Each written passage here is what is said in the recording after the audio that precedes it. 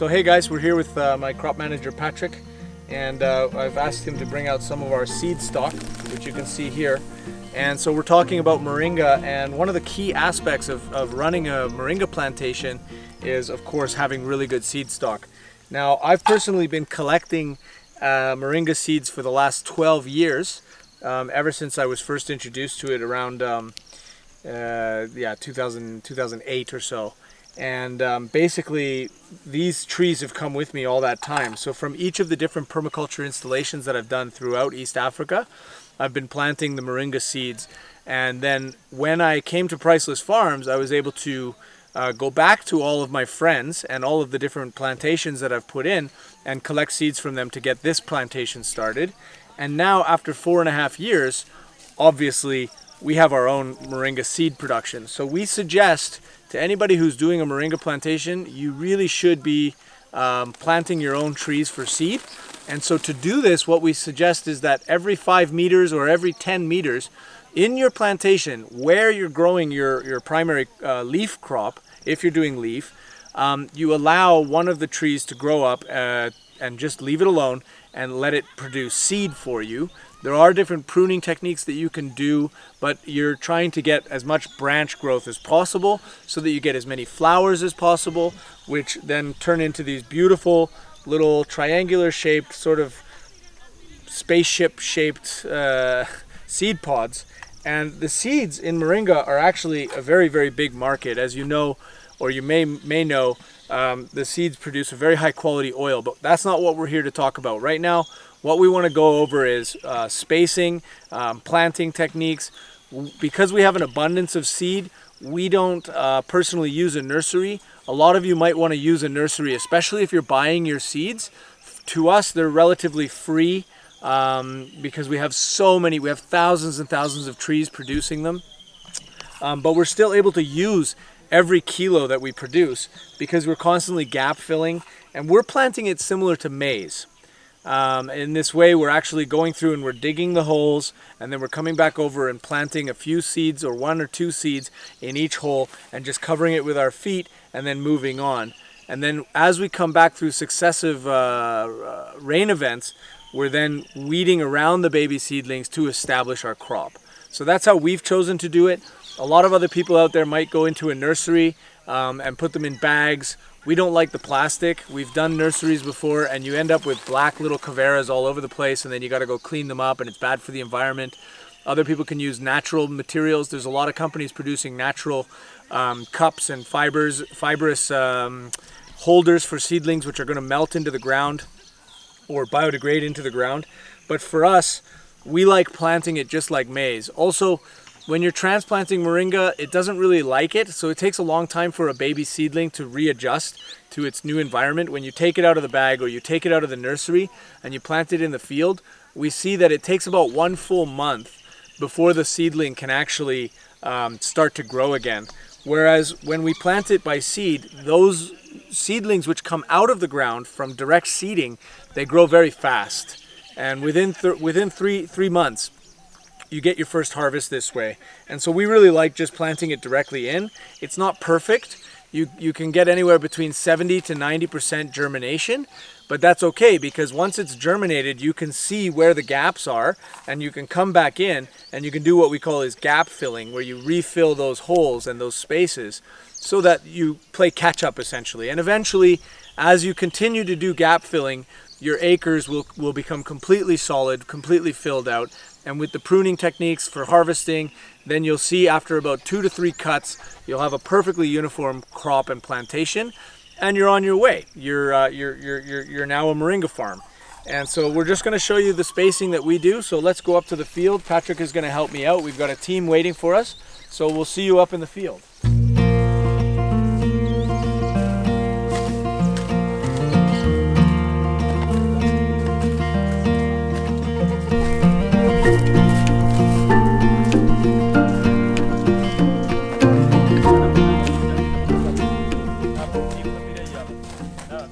Okay, so here we are. We're inside the moringa plantation. This is now about 3.5, 4 months old.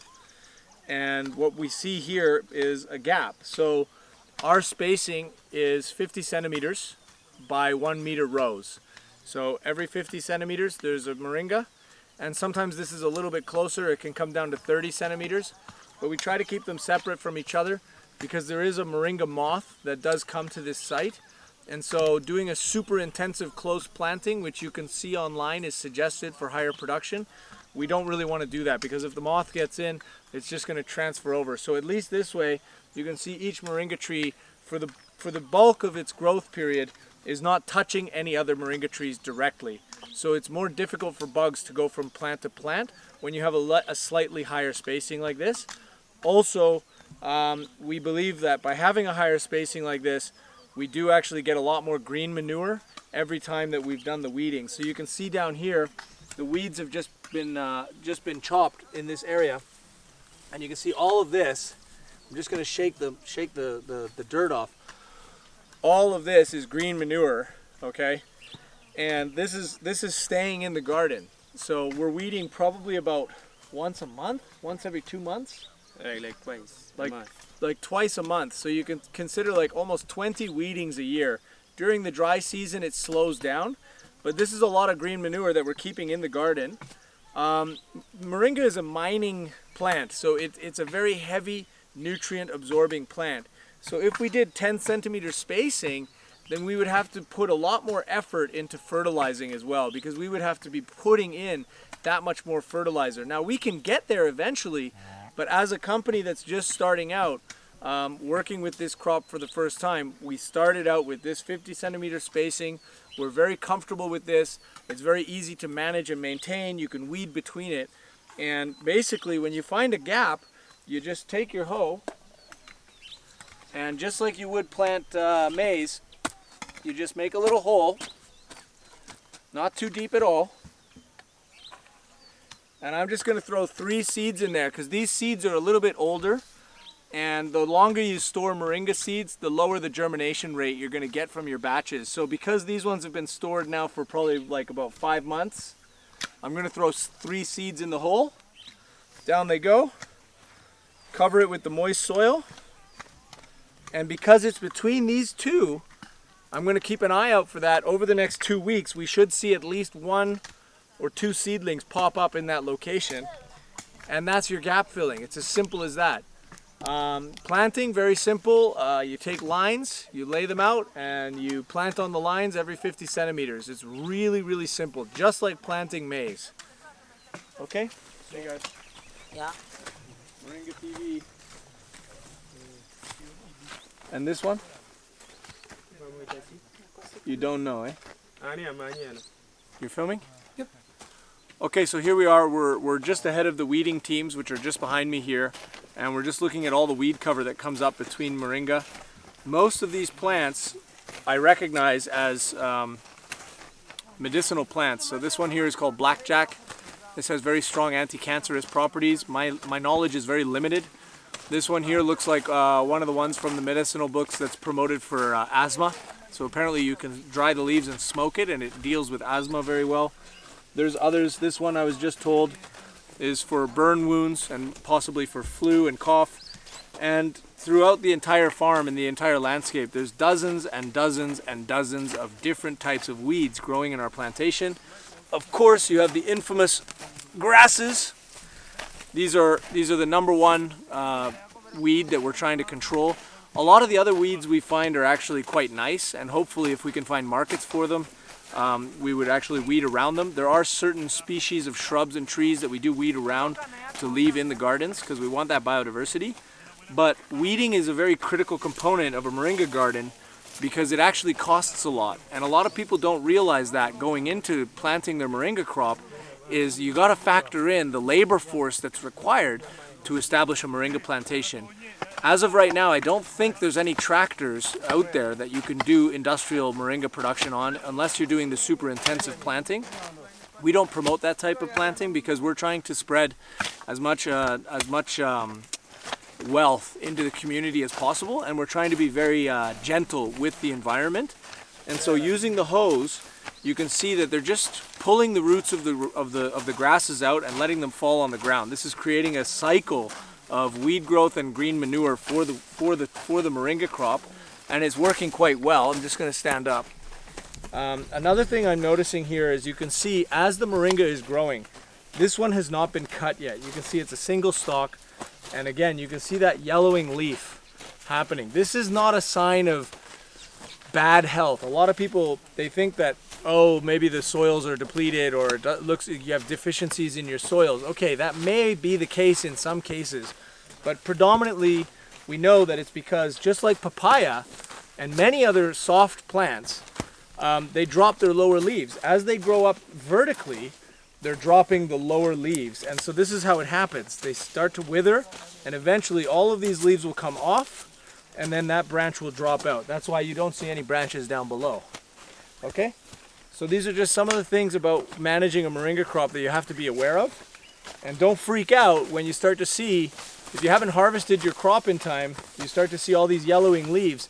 Don't freak out. It's not a bad thing. In most cases, it's just the plant is doing what it naturally does. It's reducing its lower leaves in favor of vertical growth. Okay?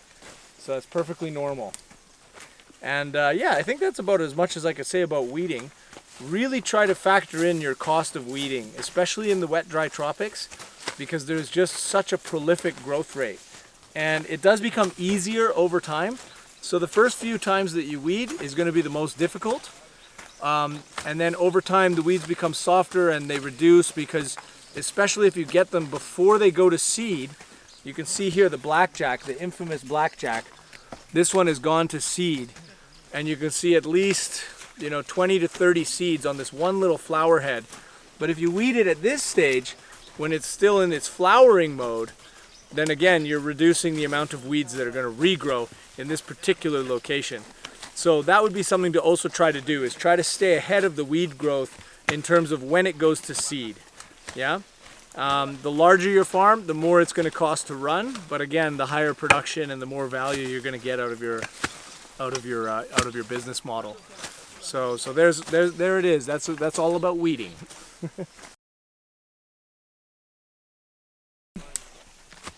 A weed is a plant that you do not have a market for and is going to impede the growth of a plant that you do have a market for. That's my personal definition in this moment. A lot of people look at weeds as plants that are undesirable plants. What I was trying to say at the beginning here is that these weeds actually do have a lot of value.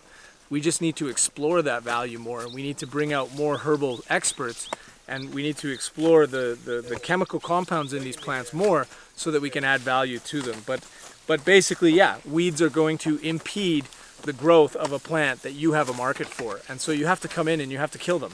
You have to reduce them. Some people will go and spray chemicals. A lot of people around the world are spraying chemicals to suppress weeds.